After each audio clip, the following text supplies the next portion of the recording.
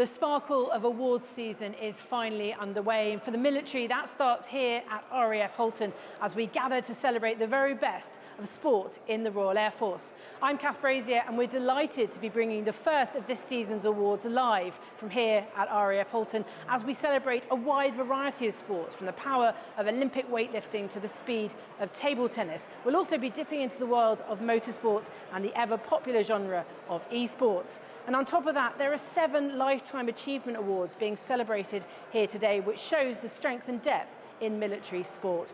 But enough from me, let's get to the real reason that you're watching, the 2024 RAF Sports Awards, hosted by the ever-glamorous John Knighton.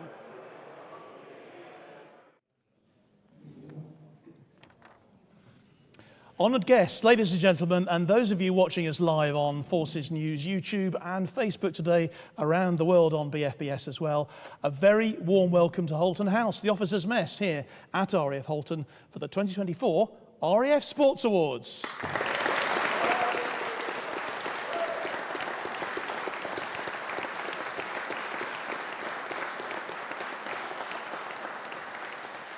Well, what a year we've had, haven't we, for RAF Sport, both as teams and as individuals, which I hope will go some way to reflecting in the next hour, made all the more remarkable, of course, by the current operational situation. But before we get into the awards themselves, I'd like to introduce a very special guest who will be presenting the awards for us today.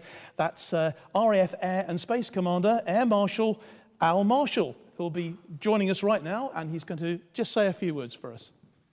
Al.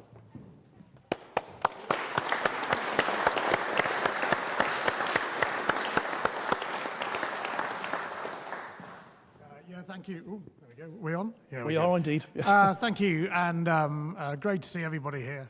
It's one of the privileges of my role, coming to sort of really positive, vibrant events like this.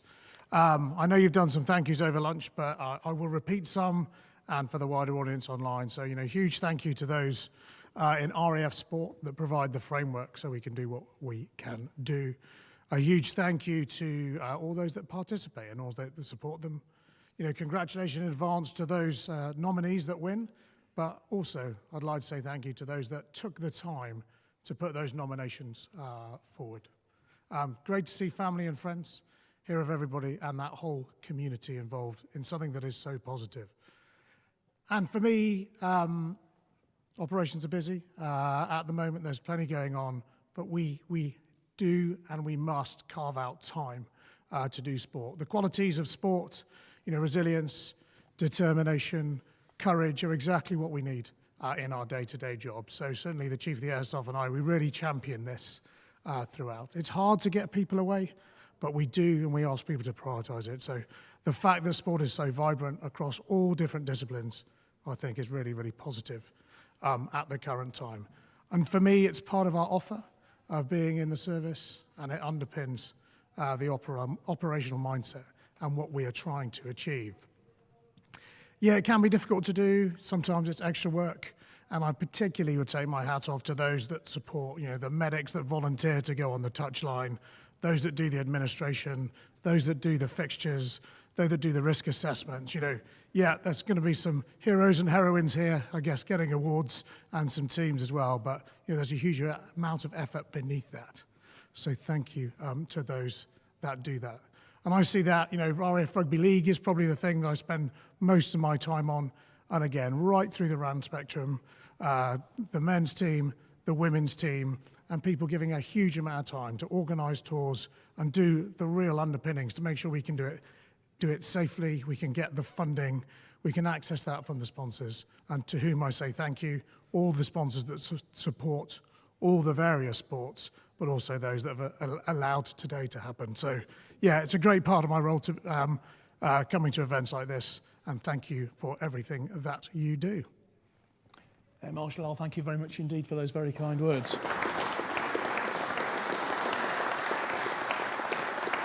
Well, we have quite a few awards to present today, including 7 Lifetime Achievement Awards, plenty of surprises.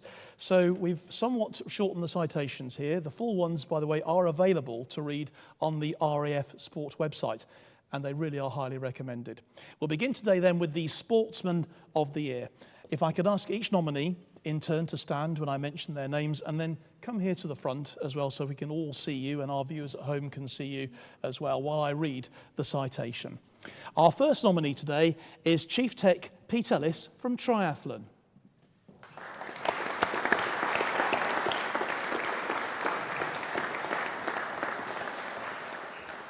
Now, Oz has demonstrated exceptional prowess and dedication in the sport of duathlon over the past year.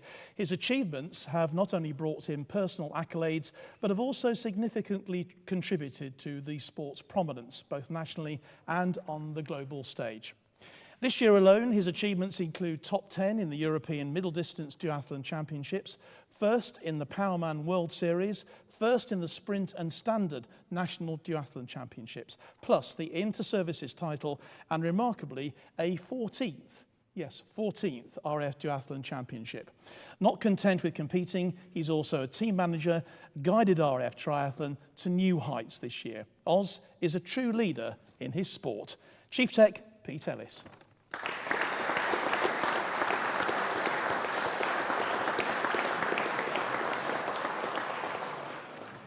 Our second nominee for Sportsman of the Year is Corporal Michael Cutler from Olympic Weightlifting.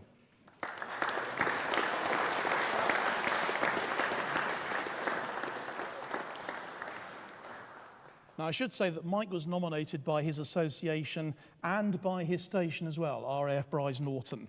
Since 2021, he's been a cornerstone of the RAF Olympic Weightlifting Associations, the RAF OWA success, and with exceptional leadership, athletic prowess and dedication to the growth of weightlifting in the RAF and beyond. His success in competition in the last few years has risen to the fore in 2024. He won both the British Masters champion title in the same year, leading to the selection as the first aviator to represent Great Britain in weightlifting. At the European Masters Weightlifting Championships, he won silver and secured his selection for the World Championships last month. His leadership extended to the UK Armed Forces team, where as captain he steered them to victory in their first competition and later led them to a prestigious four-way competition against the English, Welsh and Scottish under-23 national teams earlier this year. Mike's station citation also recognises the work he does to bring weightlifting and other sports to as many people as possible, making him a great role model. Corporal Michael Cutler.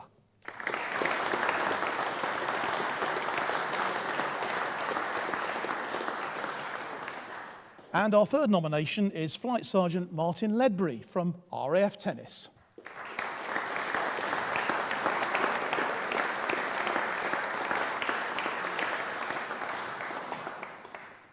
An RAF tennis stalwart for over 2 decades, Martin is currently Director of Tennis, successfully growing grassroots participation, diversity and performance and creating a thriving tennis community. He's achieved virtually everything there is in military tennis since his first selection for the RAF development team back 21 years ago to competing internationally in NATO championships. This year was special though. The RAF men's team won their first inter-services championship title at Wimbledon for 13 years, with Martin leading the team, earning the points in both singles and doubles. He's highly successful in civilian tennis, particularly in Wiltshire, where he's been the county's #1 for a decade. And he's been instrumental in coaching young players and pivotal in bringing on the UK Invictus wheelchair tennis squad. Flight Sergeant Martin Ledbury.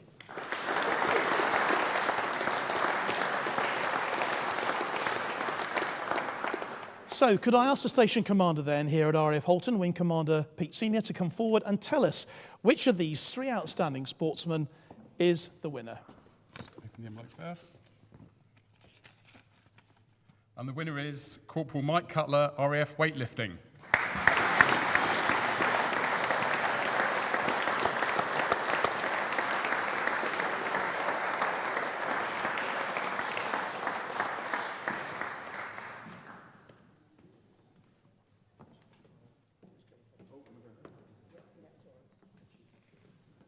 So all 3 nominees to receive their trophies.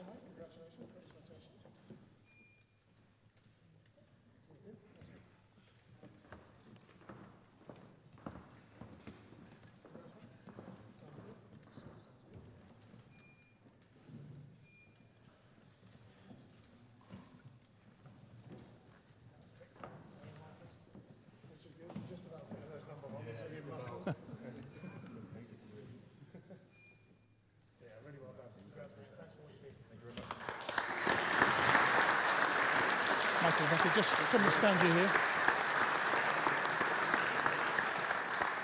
Yeah, sorry, Michael, this is the hard bit, the interview, I'm afraid. This is the sting in the tail.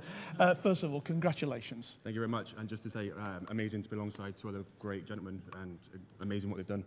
I mean, all 3 citations there just show how successful you have been. But what a year you've had. Just tell us about it. Oh, yeah, it's been exceptional. We started off really well with the UCAF selection for that, and then winning the British, and then the next British after that. Thankfully, there's 2. Makes life easier. And then straight into the DB. Was amazing to represent GB in European in Finland and Norway. And tell us what's next for you then in 2025. Get fit. Got injured in Norway, so that was interesting. But same again, really trying to go for the gold in Europeans and then win Worlds and British seniors again. It seems the world is your oyster at the moment. Yeah, I'd like to think so, but we'll get there. It's been good. Yeah, sorry. Well, to get nominated by both your association and your station as well, that must be a double honour. Yeah, it was amazing to find out from both. I got the email through and they were like, it is an honour, and yeah. Well, Michael, long may it continue. Congratulations, Sportsman of the Year. Thank you very much.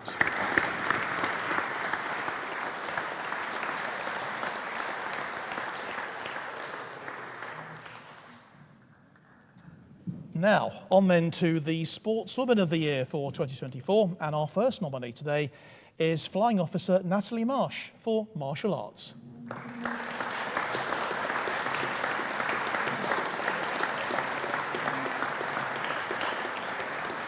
Sorry, Natalie, you've got the furthest to travel of anyone today, I think, up to the podium.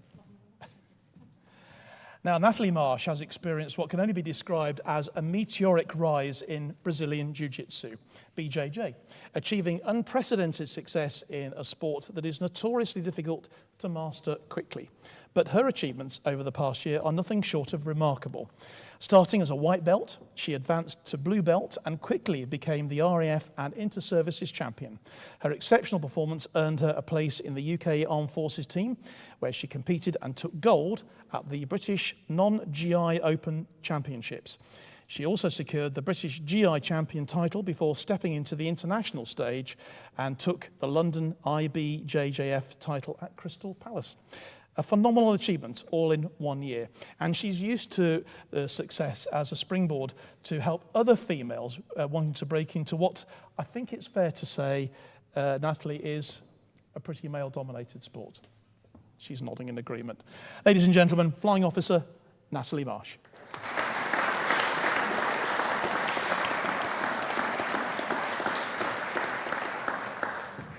Our second nominee today is Air Specialist 1 Darcy Muggerson-Proud from table tennis.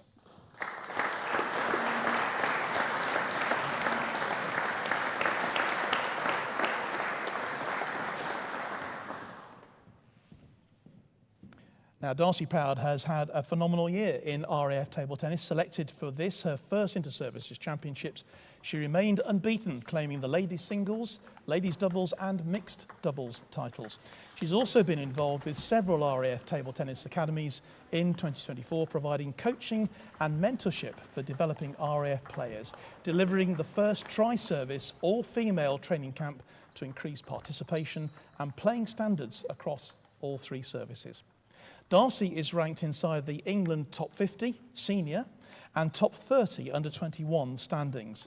She was invited to compete at the English National Championships, but wasn't able to compete because of her service commitments, which says it all about being a servicewoman first and a sports person second. But Darcy, it's only a matter of time, we reckon. Air Specialist 1, Darcy Proud.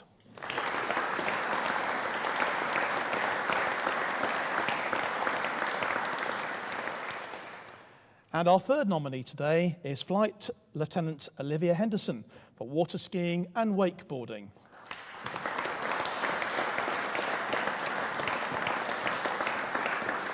Olivia, we're delighted to see you here today. Now, Olivia Henderson completely dominated the 2023 Inter-Services Championships, taking the top position in all three of the competition disciplines of water skiing, boat, cable and wakeboarding. Leading from the front, she also supports the wider association through her pivotal role as treasurer, where she has masterminded funding and budgeting. Olivia has been the captain of the ladies' wakeboarding team for the last 3 years. It's no coincidence that during that time, the team's had unparalleled success. She's led by example both through her competition results and her organisational and training skills, directly contributing to the ladies' wakeboarding team claiming 3 Inter-Services titles. Flight Lieutenant Olivia Henderson.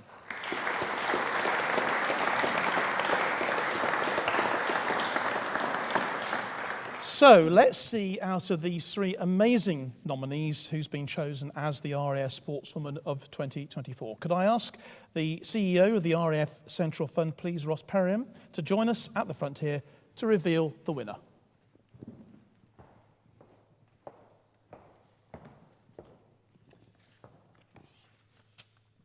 And the winner is AS1 Darcy Proud.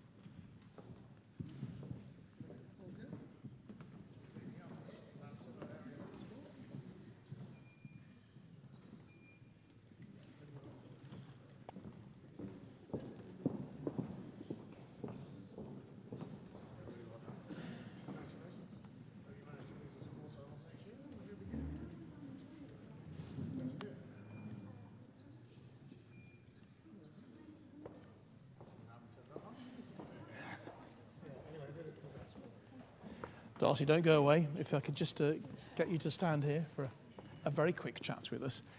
Now, what everyone in the room here doesn't know is that while I was reading your brief citation there, we were showing some pictures of you in action on the table tennis, on the, what do you call it? Not on the hockey, but on the court. Is it a court, table tennis court? Yeah, go with court. But you look so confident there. I mean, you were just beating everyone that there was to beat. What a fantastic year you've had. Yeah, no, it's been pretty good. It was like the first year that I could like properly play. I mean, thanks to Tony over there, he got me out of a few work commitments to be able to play inters and champs. So yeah, without like the support of the team, I wouldn't have been able to play. So yeah, it's all thanks to them really. I just put the bat against the ball and hope to God that it goes on the other side sometimes. I think it's rather better than that, to be honest. I mean, it's been a fantastic year for you. I mean, have you been surprised yourself by how well it's gone? Oh, yeah. I mean, when I came into table tennis, like I didn't really want to play. Like coming into the RAF, I was quite scared. I was like, oh my God, I'm in way too deep. But they've took me on, and yeah, they've helped me out massively. So. Well, the problem is they're all scared of you now. Yeah, I know. They should be now, shouldn't they? Hopefully I'm the one to beat now, but there's still a few I haven't played yet, so I've got my eye on them. But definitely. Yeah. They'll be quaking in their boots, I'm sure. Hopefully, yeah. Now, tell me, I mean, you're up against two incredibly gifted and talented opponents today, your fellow nominees, so you must be incredibly proud to follow your name to be chosen today as Sportswoman of the Year. Oh, massively. Like even the stuff like I've done a lot inside the RAF at the moment, but the two other women, like it's absolutely incredible what they've done outside, internationally, nationally. Like when you hear about everyone else, you don't see it in your own sport. You only see the person next to you or the person you play in and what they're up to. But yeah, to come here and listen to what they're up to, it's incredible, and I just hope it keeps going for especially women in the sport as well. So absolutely. Well, with you as a trailblazer, they can't go wrong. Darcy Proud, Sportswoman of the Year, ladies and gentlemen.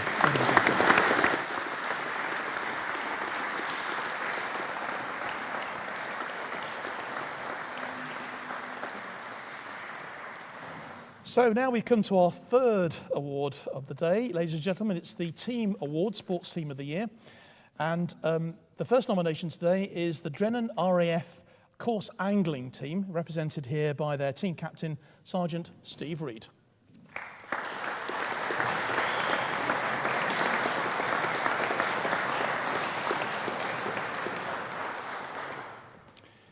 Now, the RAF Association Course Match Anglers are the three-time Inter-Services champions, having successfully defended their title in June. Winning the Inter-Services Championship is a significant accomplishment in itself. But retaining it for 3 consecutive years, well, despite being decimated in strength by service leavers and other commitments, is an extraordinary feat, overcoming fierce competition from the Royal Navy and the British Army. The course match team has just 15 full members who compete in the national competitions across the country, consistently performing well on the national stage. In addition to competing, the course match team is also dedicated to the development of angling skills across the RAF and has been seen a huge rise in anticipation or participation, I should say, at all levels. They are the Drennan RAF Course Match Angling Team.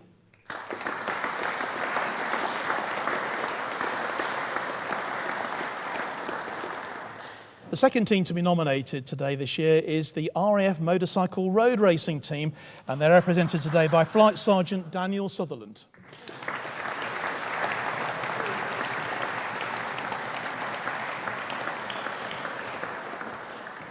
The RAF Motorcycle Road Racing Team has proven year on year to be one of the most successful of all RAF teams. This year they've delivered a 4th successive Inter-Services Championship, and they're already looking to make it 5 out of 5 next year. The RAF MCRR is a team of multi-trade and all ranks, which over the years has bonded personnel together, creating and enhancing a strong team ethos. During the 2024 season, riders have secured many personal achievements by gaining pole positions, numerous podiums and race wins in the No Limits Racing UK series. They ride in many different classes on many different bikes and on a variety of tracks, but they compete and win as a team, the RAF Motorcycle Road Race Team.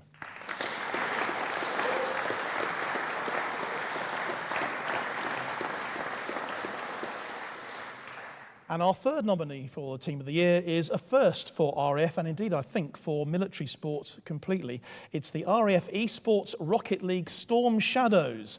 Representing them today is the Chair of Esports, Flight Lieutenant Steve Rennie.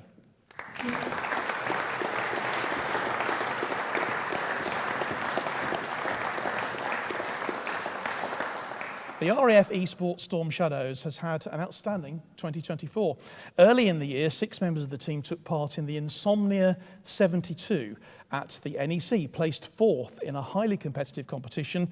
In June, they competed at the Allied Forces Esports Invitational in Ramstein, achieving 2nd place overall, which also featured teams from the US Air Force, US Coast Guard, French Air Force and the British Army. In addition, the team has been incredibly active in weekly Rocket League matches, expanding their outreach through live streaming routinely, attracting big weekly audiences. They're also focused on the future, with preparations for the inaugural Inter-Services Championships next month well underway, and they're supporting planning for the RAF Interstation Championships in 2025. The RAF Storm Shadows Esports Rocket Team.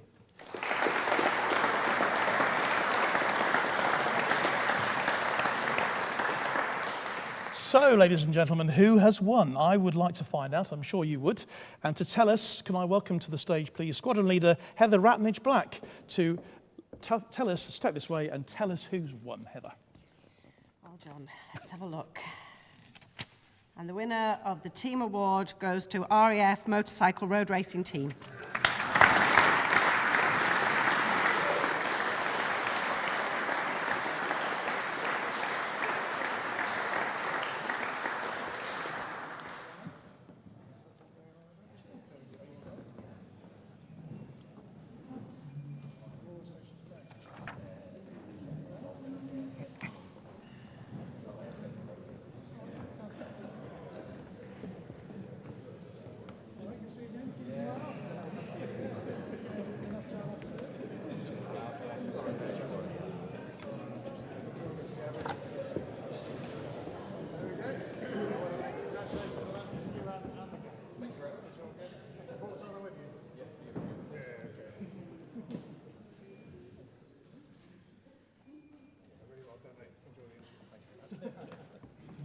Daniel, congratulations. Thank you very much. Come and step this way, sir. So, Daniel, congratulations to you. I know you've got a team of supporters over there, the rest of the team. How many have you brought today? Just 4 along, so 4 of myself and the chairman as well is going along with us today. So they've come along to celebrate. So a fantastic victory. Well done. What a season you've had. In fact, you're unbeatable, aren't you? At the minute, yes, at the minute. Yeah, we're doing incredibly well. So the team have really pulled together the last few years, and yeah, hopefully we'll keep that going for the foreseeable. I mean, I mentioned in the citation that you all ride different bikes, you ride different sections and different classes and all sorts of different tracks. What's the most difficult circuit that you have to encounter in the course of a season? From a personal perspective, I say Cadwell Park up in Lincolnshire, near Louth. That's personally my favourite, but the most difficult. But aside with No Limits, doing all the national circuits within the UK, we also do road racing as well. We support the guys, doing the Manx GP, sometimes the TT when we've got the guys for it. So it's a complete plethora of tracks out there that we do compete in. I mean, and obviously each one is different. There's different weather conditions to contend with. What about when you're up against civilian teams as well? Do they sort of fear you now that you're going to be so good? Sometimes, yeah, absolutely. So we've got a great array of guys from the very kind of development stages right up, like I say, for the guys who are getting the podiums, as you mentioned earlier on. So yeah, it's not just us as well. It's the Army and the Navy who compete all together. So yeah, we are, I won't say feared, but definitely competitive. And you were up against, of course, two other great sports. Obviously, esports is growing so much, and obviously, the other sports that you've been up against today for the nomination. So to be the team of the year, what does that actually mean? It's amazing. It's very, very special. Very, very special. Very honoured to be here. And I say it's the amount of work that goes in being the team manager as well. It's an extraordinary amount of effort that goes in, as well as doing your primary duty. So it's not just my achievement, it's everyone's achievement, really, from what everyone does to support sport in the RAF. Okay, well, Daniel and the rest of the team, congratulations on being Team of the Year. Thank you very much.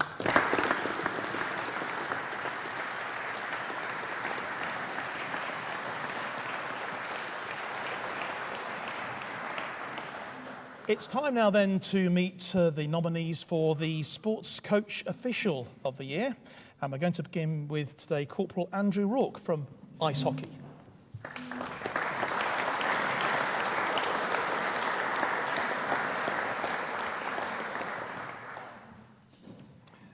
Now, 2 years ago, Andrew took on the role of programme lead and head coach of the RAF Ice Hockey Association women's representative team, the RAF Pumas. In that time, he's used his in-depth knowledge and understanding of the game as a player himself to transform a keen community of mixed-level players into a focused, highly skilled team that were able to win. He's worked tirelessly to provide a robust coaching plan that's transformed the Pumas from a functioning casual team into winners and to see through the vision of a Women's Forces Championship. In June, the inaugural Inter-Services Women's game was played against the newly formed Army Fury. The Pumas won a hard-fought game 7-5, cementing in history his contribution to women's ice hockey in the forces. Now, without Andrew's devotion and utter belief in his team and women's ice hockey, the first ever women's Inter-Services would simply not have happened. Corporal Andrew Rourke.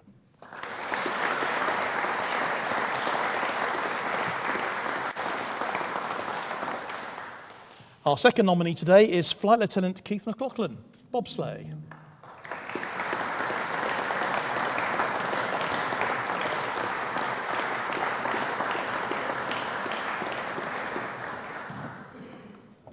Keith has set an extraordinary standard of excellence as the manager of the Royal Air Force bobsleigh team, using his nearly 2 decades of experience in the sport, 10 of those as a highly successful athlete, to the fore. As a manager, he is deeply involved in every facet of the season's planning to ensure the teams are not just prepared, but positioned to dominate. His relentless efforts in securing substantial funding have been crucial, providing the teams with the resources to gain a competitive edge that has translated into consecutive gold medals.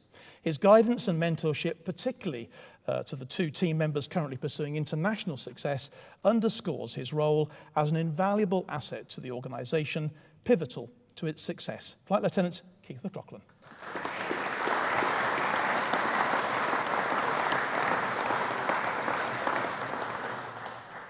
And our third nominee today is Group Captain Ray Morley, boxing.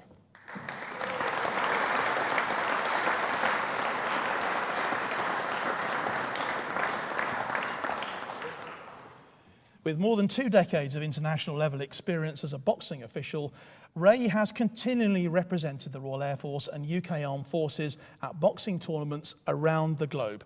This year, he was selected to officiate at the 2024 Paris Olympics. Boxing's place as an Olympic sport is under the spotlight, and Ray, a qualified international technical official, was employed to standardise officiating around the world in preparation for the 2024 Games. His influence and training of them played a significant part in demonstrating that boxing should remain at the Paris Games, and his time there was spent assessing that all officiating remained at the highest possible level. And he's remained committed and supportive of services boxing too, regularly providing mentoring and guidance to the service officials and giving up his free time to assess the UCAF Championships. Group Captain Ray Morley.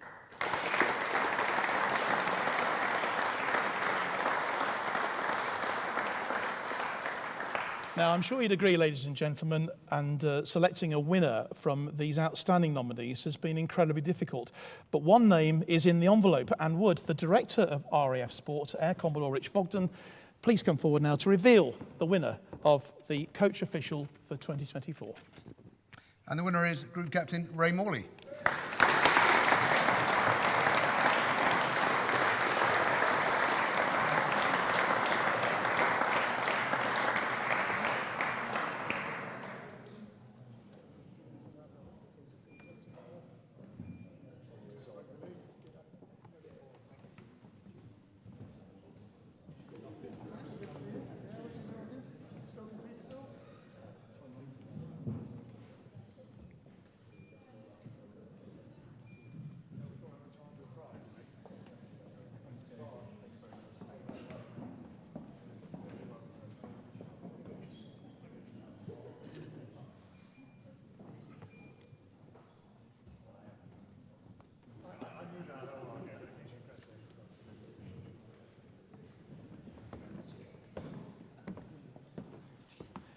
Well, Ray, many congratulations. We had the pleasure of I had the pleasure of sitting next to you at lunch today, and it's fairly clear that boxing is a sport that has got an awful lot of issues, and it's people like you who have kept boxing actually in the Olympic Games. Yeah, this is where I say there's no issues and there's nothing to see. In actual fact, yeah, it has been. It's been an interesting time over the last, I'd say, probably 10 years. But we're going from strength to strength. I think the last Olympics, despite the controversy that people have seen across the media, it's all set to go towards LA 28. Do you think the sport is stronger for the controversy and the fact that you got through it? I think it is to a certain degree. Some of the examples are the diversity. So we've got almost as many females entering into the Olympics for boxing as we have males. And there's a few other safety elements that have grown and grown in the right direction for boxing. So the future's bright, we think. Now, you're up against two very, very strong opponents today. You should not say opponents in the ring, of course, but two very strong sports as well. And, you know, they deserve a mention too, don't they? They absolutely do. My congratulations to both of those nominations. It's always exciting and wonderful to get nominated for an award, right up until the time you see the nominations for those that you're up against. So I'm pretty humbled and surprised and very, very grateful for this award. And congratulations to the two other nominees. Well, I know it means an awful lot to you, as it will to them, but Ray, congratulations on the award today. Well done. Thank you all.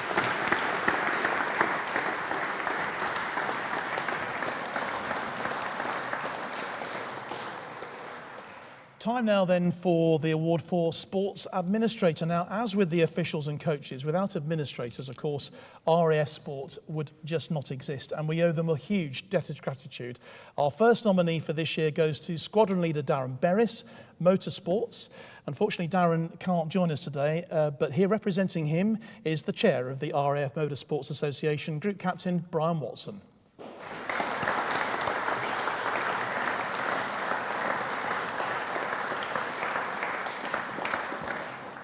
Now, Squadron Leader Darren Berris has for more than 20 years shown tireless commitment to the delivery of RAF Motorsport, both as a driver, building his own car from scratch, his famous and massively successful Westfield 350 BHP racer, to being pivotal in ensuring that RAF Motorsports has retained its position as a safe and progressive sport.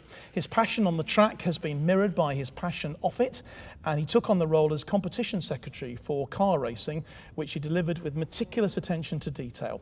Stepping in as deputy chair in 2012, he quickly became the key enabler for motorsports across the 6 teams, a huge workload. As deputy chair, Darren's main role is the coordination and approval of duty status across the teams in line with policy and RAF Sport regulation. He's also responsible for the development and the day-to-day running of a safety plan to straddle all forms of motorsport. He's worked relentlessly to maintain safety standards. To cap a busy and extremely productive year, he's also worked to take forward recognition of e-motorsport, and the results speak for themselves. Squadron Leader Darren Berris, represented, as I say, by Group Captain Brian Watson.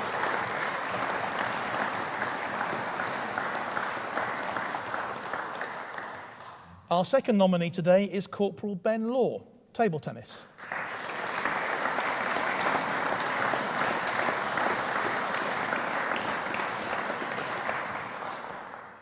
Ben is the current RAF #1 men's player and has contributed a phenomenal amount to RAF table tennis as the men's team manager, British League manager and academy manager, somehow fitting all that in with his busy role with 28 Squadron.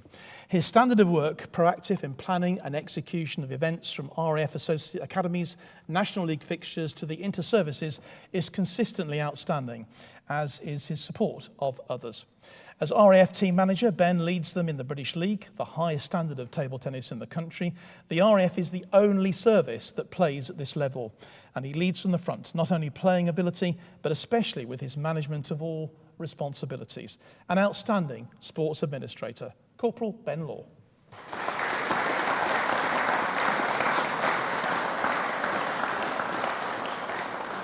And our third nominee today is Flight Lieutenant Mark Collinson from Course Angling. Now, sadly, Mark isn't able to be with us here today. Instead, he's represented by the Course Angling team captain, Sergeant Steve Reed.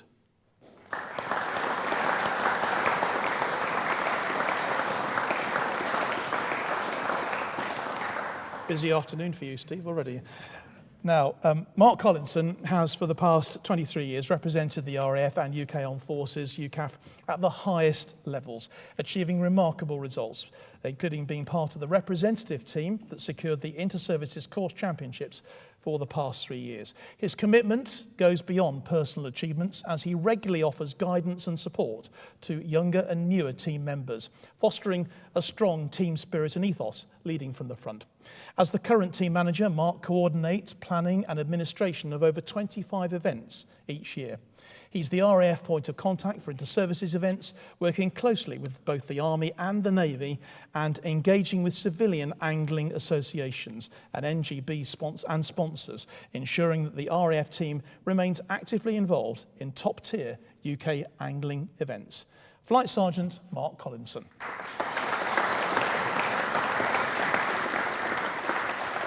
So there is an envelope to open, and could I now ask the Chief Executive of BFBS, Ben Chapman, to please come up to the front and let us know who the RAF Administrator of the Year is. Ben. And the winner is Flight Sergeant Mark Collinson.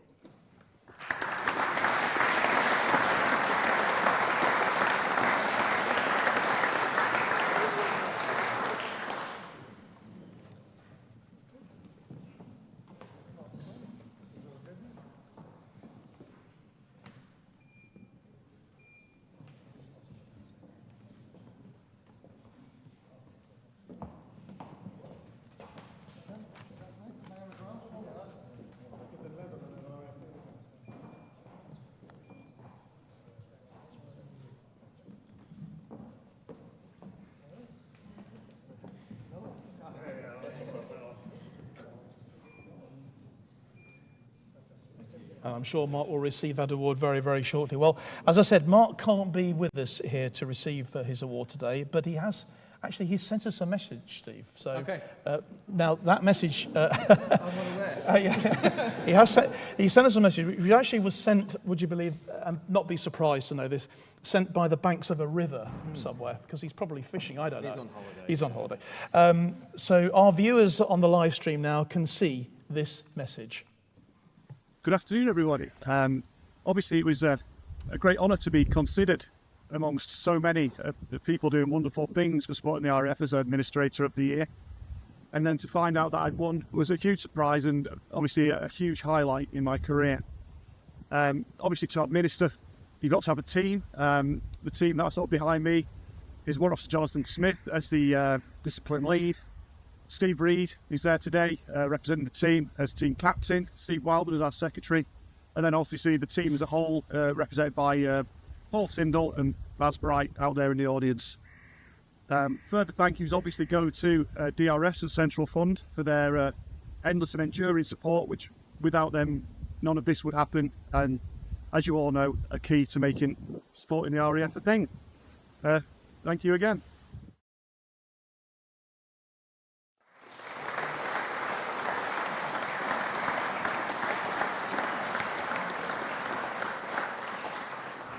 Well, we now come to the awards for civilian volunteer, and we have two to recognise here today. The first of them is Mr. Steve Smith from table tennis.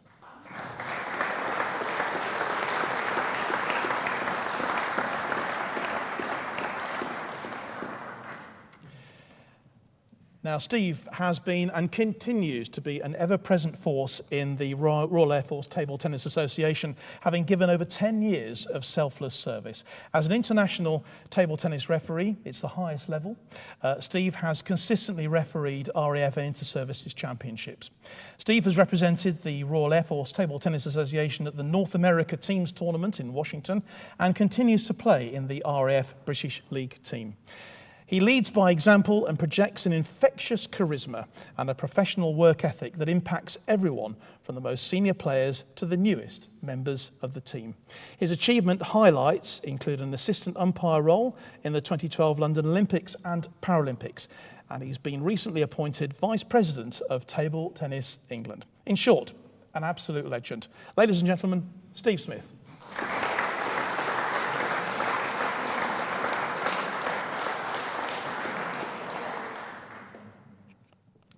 Are you going to give him his award right now, I think. Yeah.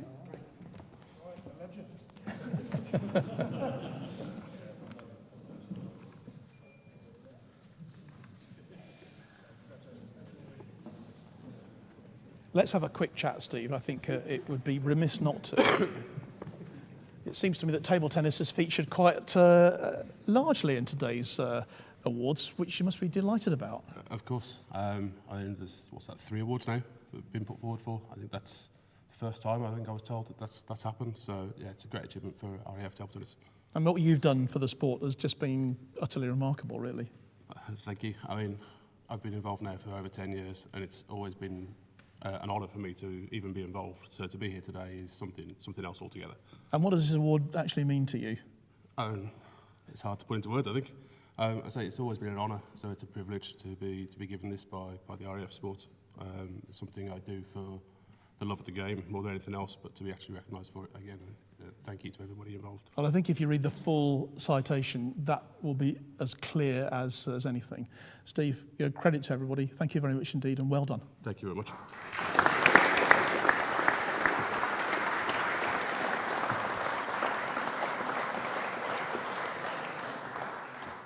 Now, our second recipient of the Civilian Volunteer Award goes to Mr. Ian Jennings from hockey.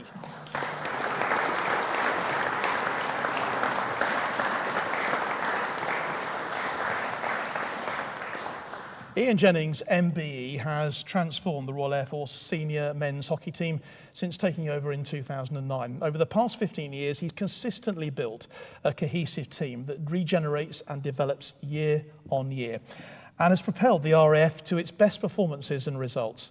An Army veteran with inter-services, National League and international caps as a player, Ian accepted the role, it says here, with some trepidation about whether he and the RAF would work well together. Well, inter-services wins in 2010 and 2012 mean the answer to that question was a most definite yes. In March, they won their 7th inter-services championship, 8 if you include the Centenary Cup, which was held during COVID, surpassing the achievements of the Army sides that he played for in the 80s and 90s. He's quite simply an inspirational leader, mentor and coach. Mr. Ian Jennings.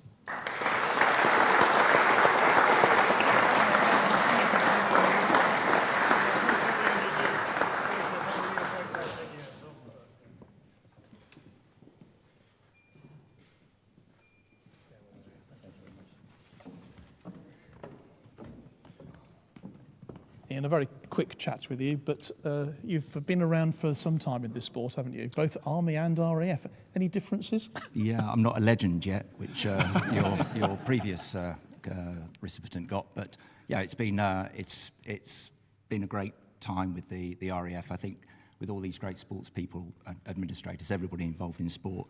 For a number of years, we didn't quite get over the line, but we were playing, we thought, comfortably the best hockey. And then the first victory came along, and it's kind of been success after success since then. So it's just a question of just keep going. You've had a certain Liam Sanford in your lineup as well. Not always playing for you because he's been tied up playing for someone else. I think Great Britain maybe.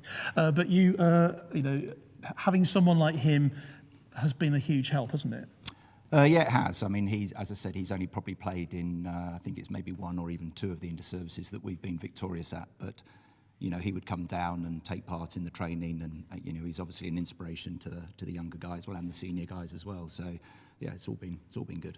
But for you, this award must mean an awful lot to be recognised for your efforts over such a long period of time. Yeah, it's always nice to get an award. It means I can have a drink tonight, and I'll be looking forward to that. Ian Jennings, congratulations, well done, sir. Thank you very much indeed.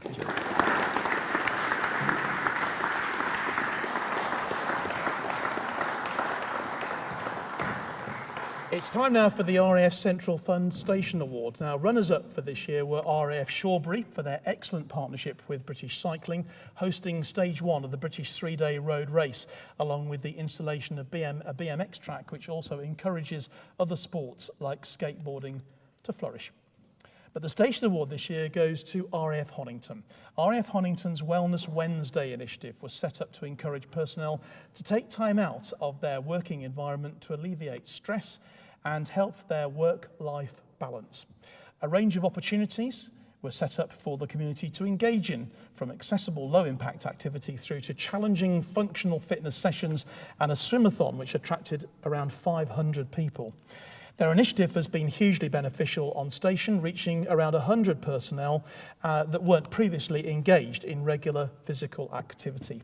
With lots of ideas in the pipeline of how to evolve and grow the reach of this initiative across resident and neighbouring units, who are excited to see what the future holds and wish RAF Honington the very best of luck in the continued development of this initiative. RAF Honington, winners of the RAF Central Fund Station of the Year Award. And here to collect it, Squadron Leader Nicola McKay and Station Warrant Officer Paul Maguire.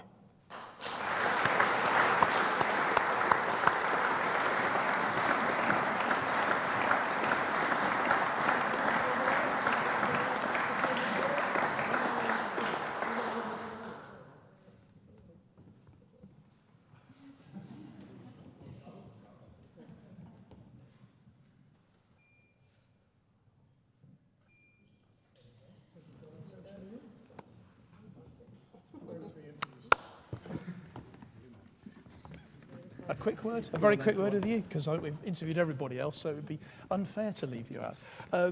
What does this award mean to RAF Honington and to the station? I'll go, man, if you want.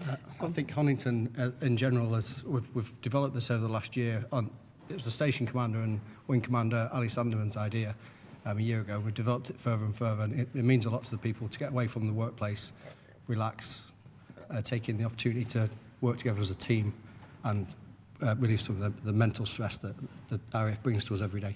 I mean, we talked about operationally how busy everybody is at the moment, and that's why an award like this is so important, isn't it?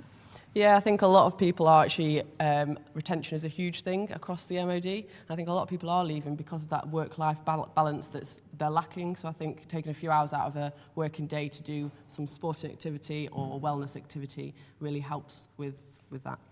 Well, we wish you all the very best. I know you're going to be developing it over the next 12 months and beyond, and maybe, as we say, other stations will follow your lead, as it were. We hope so. We hope so, yeah. Congratulations, well done. Thank you. RAF Honington, Station of the Year.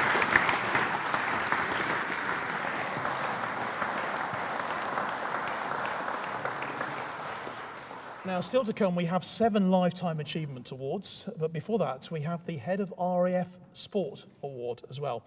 Now, this is a personal award given for the first time this year by exception for the impression made upon him by the RAF Ice Hockey Association.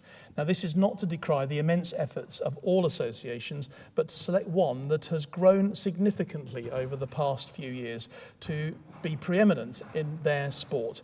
The RAF Pumas have been particularly successful developing the women's game, playing in front of an engaging with wider audience. And of course, they won the Inter-Services Championship this year as well. Well, the Head of RAF Sport Award now goes to RAF Ice Hockey. And with the chair of RAF Ice Hockey, Group Captain Justin Blackie, please come up to accept the award for us.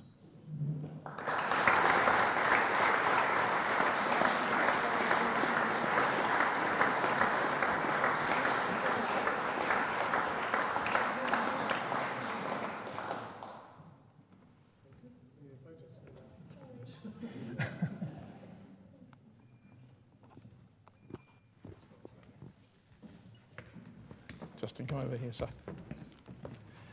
Now, these awards mean so much to everybody, but to receive the Head of Sport Awards, that must be very, very special. Look, to be here with so many great sports that have had such fantastic years, and this year alone and hearing it all, it's been brilliant. And for us, as RAF Ice Hockey, it has been a great year. It's been in the making, and I think I accept this award clearly on behalf of my entire association, but also for all the other chairs and deputy chairs that are out there putting in the work, because it is about, for us, it's about that golden thread of learn to play all the way through to the representative teams. It's been amazing to see the Pumas come through and win the inaugural championships, and thank you to the Army and Laura and Jen for putting that team on as well and turning up, because without them we couldn't have won. But we also, joking aside, we want to work with the Navy now, both the Army and the Air Force, to get the Navy to come along as well and bring their team.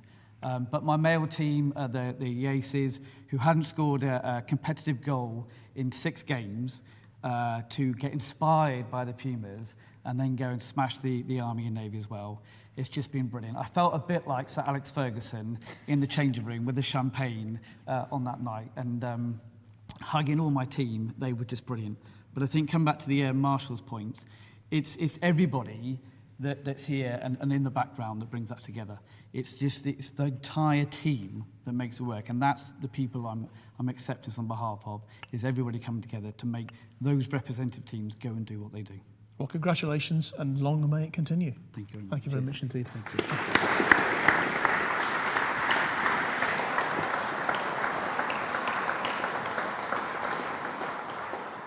So now, ladies and gentlemen, it's time for Lifetime Achievement. So we have 7 to award today, and such is the nature of the success and incredible service of our RAF personnel. Today we are honouring 7 people, as I say. Between them, they've given more than 220 years to RAF and national sports, which is phenomenal. Now, sadly, our first award today is a posthumous one. Warrant Officer Peter Klaus, who is from basketball, and we are especially honoured that Peter's wife Lynn is here with us today, along with the chair of RAF Basketball, Squadron Leader Colette Neal. Now, Peter first represented Royal Air Force Basketball in 1987 and was ever present as a player, coach, manager, fixer and a leader until he died suddenly in March. There's rarely been an event over recent decades at which Peter was not present, recognised as the face of RAF basketball through the decades of different players, coaches and management. He was one of the most influential individuals in the association, a man no one will ever forget. A formidable player, he played during a 5-year whitewash of inter-services victories and represented the RAF playing National League. After 20 years of RAF and UCAF representation, he transitioned and led the RAF as head coach and UCAF as assistant coach for several years. He latterly became the head manager, mentoring junior personnel while remaining an assistant coach and a force to be reckoned with, consistently challenging players to bring their best on and off the court. Peter had an awe-inspiring presence with sly humour and an all-encompassing desire for people to enjoy basketball. He delivered exceptional results on court without touching a basketball. At grassroots level, he consistently coached station and regional teams to victory. Peter consistently praised and acknowledged those that supported him while expecting nothing in return. His indomitable spirit and unbounded energy drove innovation and improvement of the game. His loss has left a gaping void in the sport. His legacy will always remain. Warrant Officer Peter Klaus.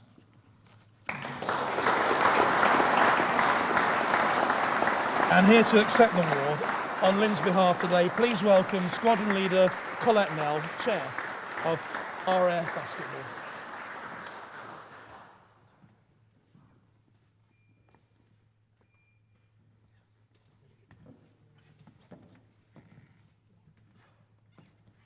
Colette, I know you wanted to say a few words, didn't you? Would you like to come over here so that we can all see you? I'd just like to say it's a complete honour to accept this Lifetime Achievement Award on behalf of Pete, the RAF Basketball Association, and most importantly, Lynn and his family. Lynn washed far more team strips than you could ever have imagined in his time. Pete was a phenomenal basketball player. He was a committee member and a coach, oozing with character and an unwavering passion for basketball. It spread much, much wider than just the armed forces. Whilst he'll always be deeply missed, his achievements have enabled and mentored thousands of service personnel, young and old, access and enjoyment to this game over a distinguished 37-year career. To us, he was simply Mr. RAF Basketball, and this award is in recognition of Pete's outstanding and unique commitment and contribution to service sport. On behalf of Pete and his family, thank you very much.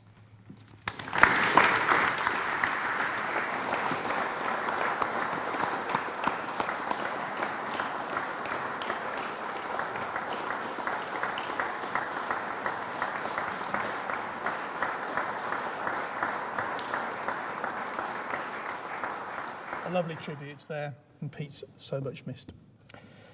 Now, our next recipient of a Lifetime Achievement Award today goes to Warrant Officer Andrew Kutcher for RAF Football.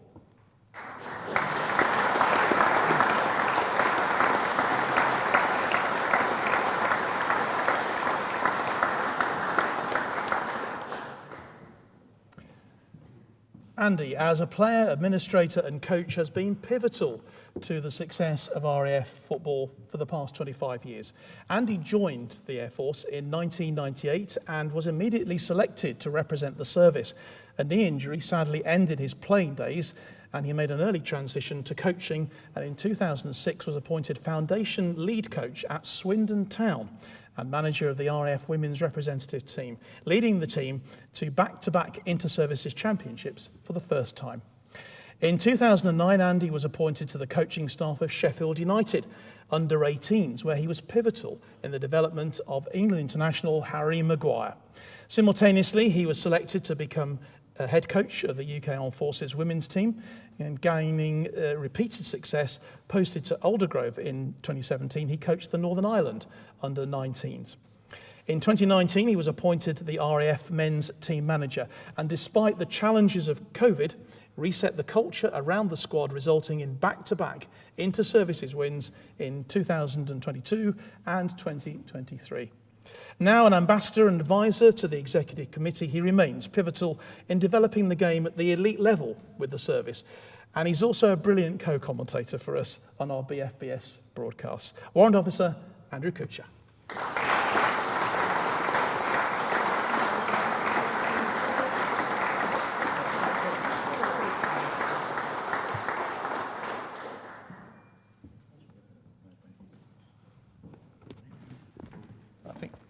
A very quick chat, Andy.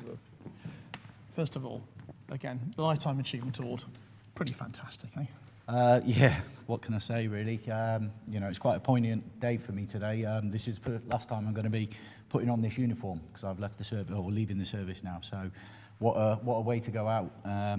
But behind this award is, like you've alluded to, John, I've been in RAF football for over 25 years, but you know, it's not just about the individual who receives the award, it's the people behind the scenes. And, you know, I've had mentors, coaches, colleagues that have, you know, so I'd like to sort of dedicate this to them as well, you know, because without the team around you, you wouldn't be stood and receiving awards like this. So, and I wish everybody else every success in their careers. See you out in Civvy Street one day. Andy Kutcher, ladies and gentlemen, congratulations.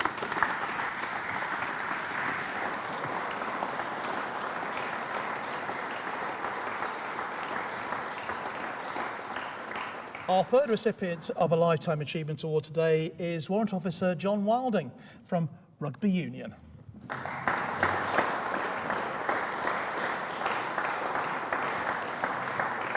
Now, John's dedication to RAF Rugby Union and women's rugby has been nothing short of transformative.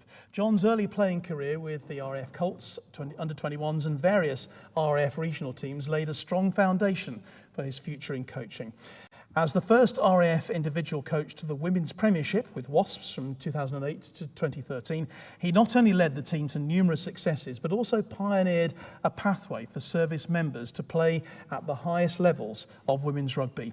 It established him as an inspirational figure, setting a new standard for coaching excellence. As head coach of the RAF women's team, he led them to their historic first inter-services win in 2019. And he took the UK Armed Forces women's team to their first ever appearance at the IDRC World Cup in New Zealand a year later. He's regarded as the most outstanding women's coach in RAF history, inspiring future generations of players and coaches alike. Warrant Officer John Wilding.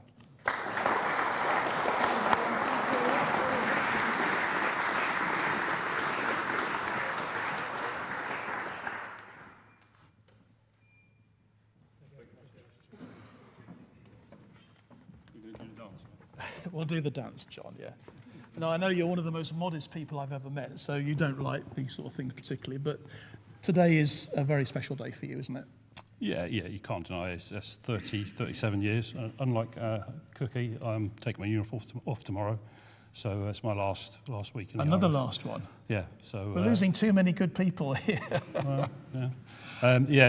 It's been a special time. You know, if I'm brutally honest, I joined up to play rugby because it was an amateur game then, and I fell in love with my trade. So it's always been the golden thread that's gone through my career.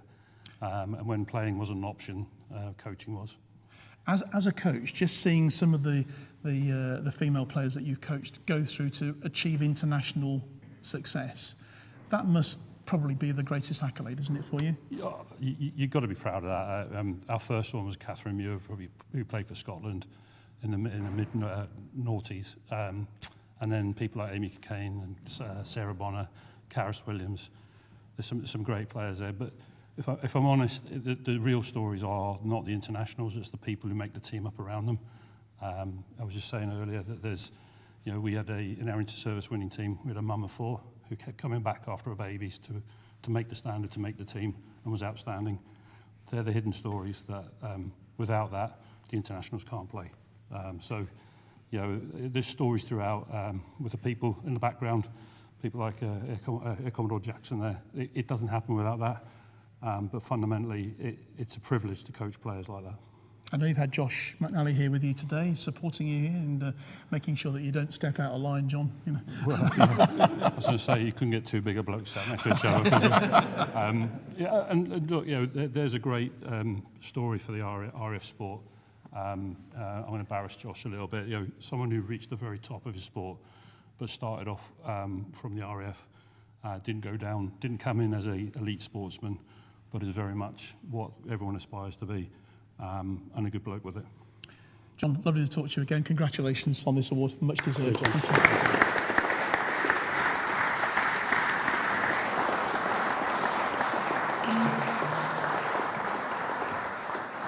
The 4th recipient today of our Lifetime Achievement Award is Flight Sergeant Lawrence Ram for his services to RAF Athletics.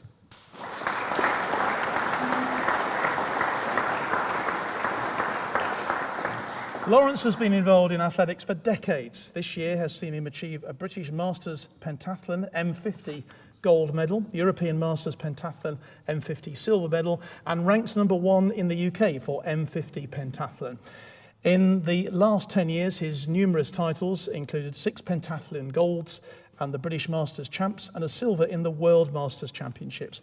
And then was ranked #1 in the UK for his age group for pentathlon for 2014, 2015, 2018, 2019 and 2020. He's taken over as head of RAF Track and Field.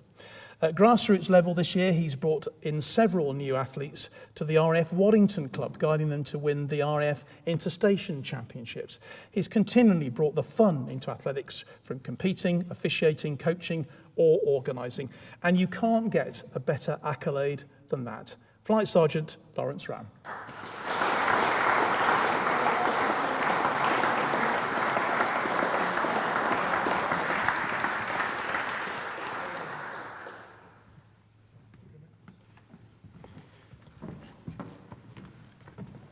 Lawrence, well done, congratulations. What gives you the most pleasure, bringing on new talent or continuing to sort of beat the age, really, and carry on achieving all these successes? It's the new talent. Seeing new athletes come out and get a PB, you can't beat that. And to be fair, it's not even getting a PB, it's doing an event that they may never even tried before. Pole vault. We've brought in pole vault into athletics over the last number of years, and the ladies doing that it's fantastic. The bravery they show and demonstrate. It's incredible. I'm lucky enough to be supported by my wife to be able to do this sport, because it's not just turn up on a day. There's so much training behind that, but then also the competitions that I tend to support our athletes. So, the background staff is fantastic without my wife. I was going to say, what's the secret of your success? You've just answered that question. Yeah, it is. It's having an amazing lady who's always there for me. And this achievement today, what does it mean to you? I wasn't expecting anything like this. To be fair, as bad as it sounds, I didn't know these awards existed. That sounds terrible, I know. And then to receive an email of a potential nomination is incredible, and then to be picking something up amongst so many talented coaches and actual athletes is just incredible. So I'm very humbled. Well, Lawrence, well deserved. Congratulations. Thank you.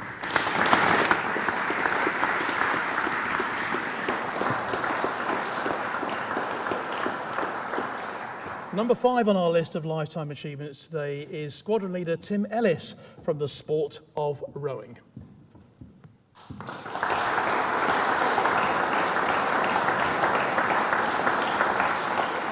Retired squadron leader Tim Ellis has been a member of and a stalwart in RAF and UCAF rowing during his 36-year career in service as an aerosystems engineer.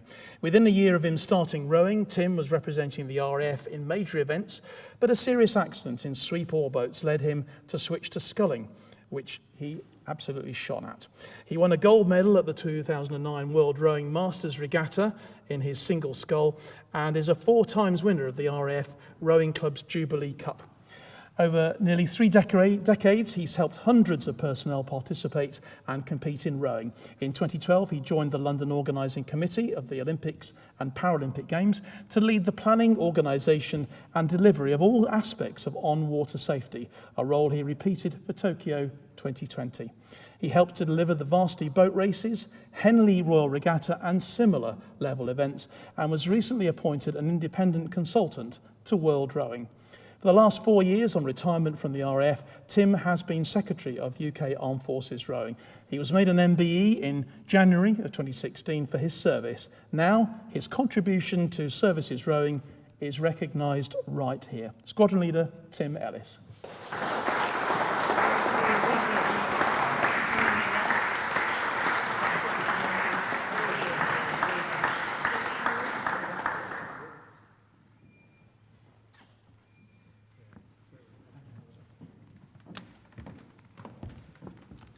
Tim, I wasn't expecting to be interviewing all the lifetime achievements recipients today, but you've all done such an amazing job, and just reading your citation there is quite humbling, really.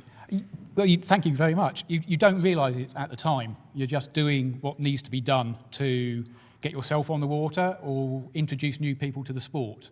I have to say I've seen everything from the raw novice who gets into a boat and is upside down in the water within the first 2 seconds, right up to the Olympics. And I have to say, I think the highlight of my time was when the Air Force kindly gave me 6 months unpaid leave in 2012 so I could go and join the organising committee for the London 2012 Games.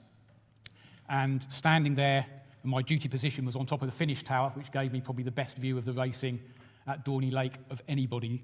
And to watch 2 fellow servicemen, or service people, Lieutenant Pete Reed from the Royal Navy and Captain Heather Stanning of the Royal Artillery win gold medals for GB on the rowing lake was absolutely superb, especially as Heather and her pairs partner, Helen, won the first ever gold medal for GB in any sport in 2012. So I've seen it all from Royal Norris up to the Olympic level, and I've loved every minute of it. And I should just also say a shout out to the RAF Sports Lottery, because the funding they give to all sports to help with overseas tours especially cannot be underestimated, because it enabled me to race in Boston, Massachusetts, St. Petersburg in Russia, and most European countries as well at the national and international level. So thank you very much. Tim, congratulations, well done. Thank you. Thank you.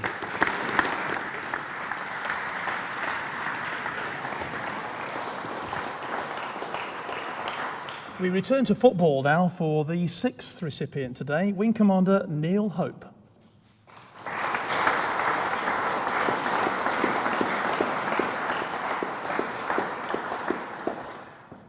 Neil's contribution to service football and the game at a national level over 41 years in his career is unparalleled and outstanding. In the service, he's been involved in virtually every capacity of the sport, from grassroots to board. Externally, he became the first ever military person to sit on the Football Association's National Game Board, which runs grassroots football in England, and has led to the Taking Football to Africa and Beyond charity for 18 years. He's played a significant role in shaping the way the sport is delivered in the RAF and represented the service at the highest level. In 2006, he set up the Taking Football to Africa and Beyond charitable appeal, and since the start of this appeal, the charity has sent over 350,000 items to 61 different countries. Kenya has been the main beneficiary, with more than 98,000 football shirts provided. The appeal has also enabled 120 service personnel to participate in delivery visits to Kenya and Nepal. Throughout his time with the FA, he's been an active member of numerous committees and has ensured the needs of service football were represented at the highest level of the game. He's always backed RAF football, including organising of the inter-services fixture at Shrewsbury Town and his regular attendance at RAF FA Board of Trustee meetings, helping to shape the strategy for RAF football. Neil recently retired from the RAF. His contribution to football, not just in the RAF, has been momentous. Wing Commander Neil Hope.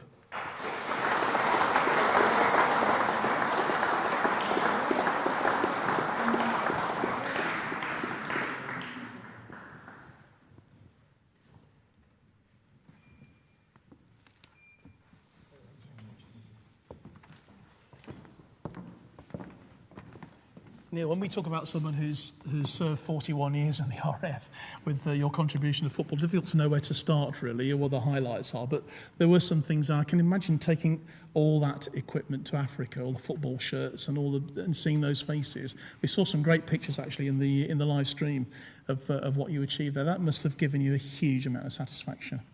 Yeah, considering it was a drunken conversation in a bar that started it all, I think we've done quite well.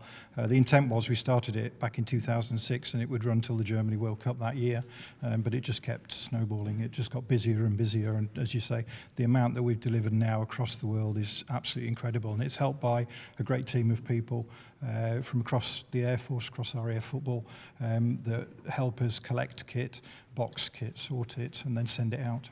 And once you go out there, certainly when you're in, the slum areas of Nairobi in Kenya, giving them a football kit, a football shirt, a football, seeing the impression that it has on them, it's just unforgettable. And all the people that have been on these visits, they want to go back, they want to help, they want to volunteer. And these are all things that you've done sort of outside really of RAF football itself, and what you've achieved there, and keeping RAF football within the realms of the FA itself and keeping them at the top of the agenda. I mean, that's a remarkable thing to do. Yeah, I think I was very fortunate. I just fell into the roles as I went along, really. The FA role, I did 15 years on the Football Association, including, as you said, on the National Game Board.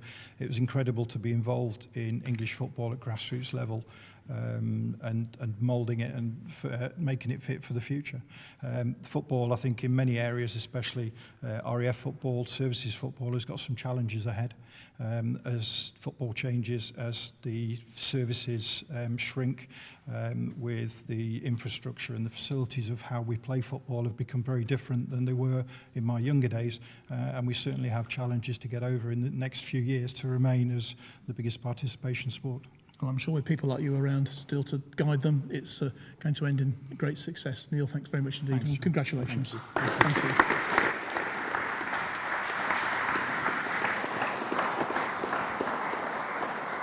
Well, ladies and gentlemen, an extraordinary list of people here today, as you've seen from the people we've been speaking to.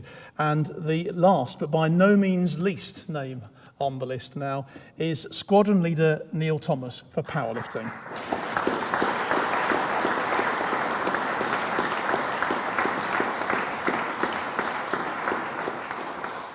Neil Thomas has been the driving force behind the establishment and development of powerlifting as a sport in the services for 22 years.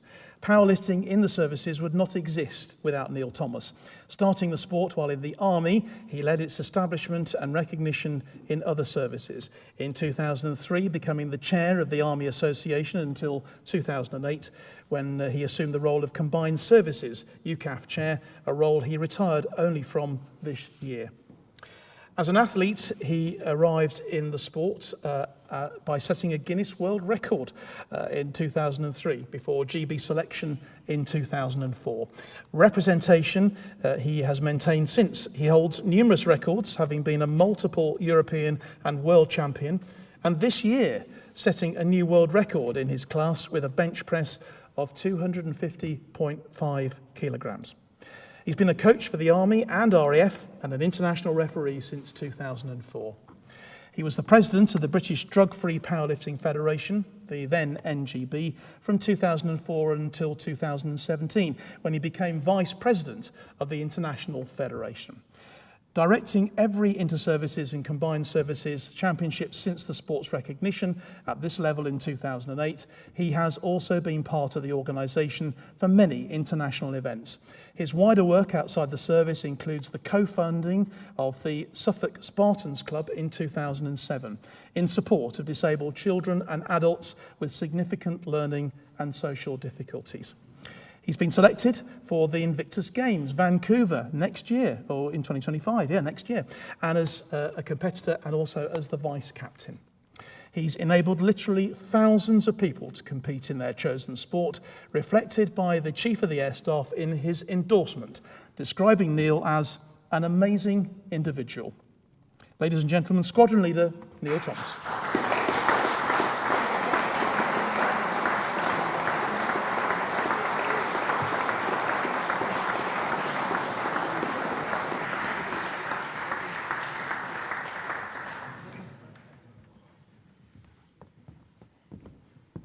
Well, Neil, I wasn't expecting to be interviewing a world champion right at the end of the awards today, but just tell us about that. Well, you know what, it's one of them things, things come along in sport and that, and lots of us have opportunities to go on and do other things, and you know what, it's all about the challenge. Our achievements are not written in records, they're not written in the levels that you get to and that, it's about that personal achievement that you get. But moreover, when we look at things like this, you can't work towards awards like this. What makes these ones so special is you can't train for them, you can't do anything like that. It's a recognition by your peer group and those around you of everything that's there. But the most important thing about being a sportsman is really how you inspire others to choose for something for themselves. And it might not be powerlifting.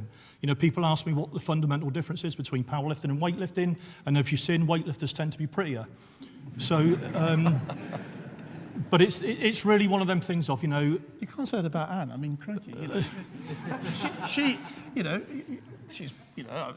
Well, it is one of them things, yeah. Yeah, being obviously married to sort of like a scary jock warrant officer is one of them things that has led me on. He's also a world champion in powerlifting. Yeah, this is about me, not her. It's one of them things of what we look out is how we approach everything that we do, even in the forces. Sport is a mechanism to challenge ourselves to do better. And every now and again, that's just that outlet that we need to be able to perform and set ourselves into those environments where challenge will make us work harder, and that will set the stones that we need, obviously, for sort of like, operational mindset and going forward and all those sorts of things. So, it's amazing to receive this, and thank you for those very kind words. I don't know if Anne had anything to do with that, but, apparently the Chief of the Air Staff, Big Rich, well done. Same surname as me, by the way, but no connection. Neil, congratulations. That's a fantastic award and a great way to end our awards today. Well done. Thank you very much. Thank you.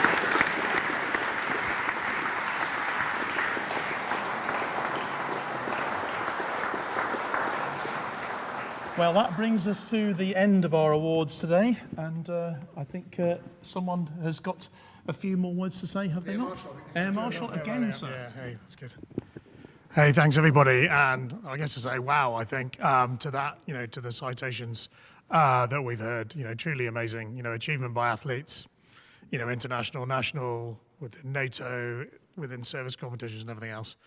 Absolutely fantastic. And so what struck me, not just the performance level, but actually the commitment and the altruism of people. And all the way through, people are talking about how they are encouraging others, coaching others, inspiring others, those that have got the female representative sport to the right level. It's incredible what you've all done. So genuinely, it's pretty humbling. I knew it was going to be a good day out to come and give the awards. It really does feel like that. And it makes you very proud to be in a service that has people that achieve this, people that work together to do this. So it's absolutely great, great to hear what we've done today. Just a few more thanks. I know commitment's one thing, but it does take funding. So that those that fund this, to Zoe, my financial business partner, who deals with the pressure from myself and AOC 22, who would like to be here as he leads up Sport for Me, to try and get as much funding as we possibly can. This is what you enable, all of you. This is fantastic. Station Commander, thank you very much for allowing us to host the awards. But please keep going. Those that have achieved this, please keep inspiring others. Make sport as much for the many as it is about the few. Please keep going on that. And I'll just end for me in just, celebrating everybody, but particularly a final round of applause for for those that won the awards today. Thank you.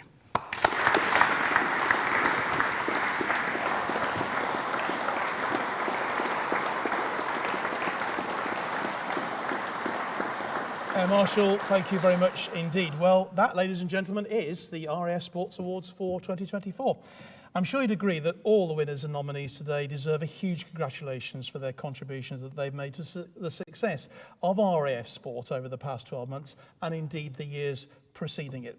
The winners here will go on to the UCAF Sports Awards in April, and they'll be up against the Royal Navy and Army individual and team award winners, which will be announced over the next few days. Now remember, all our nominees here today have been either recommended for sports awards by their associations or by their stations, or sometimes both. So if you know someone and you're watching today that you think should be in line to be honoured for what they do in sport for next year, then get in touch with RAF Sport. But for now, as we say goodbye to you from RAF Halton, a warm hand please for all the winners and nominees from the 2024 RAF Sports Awards.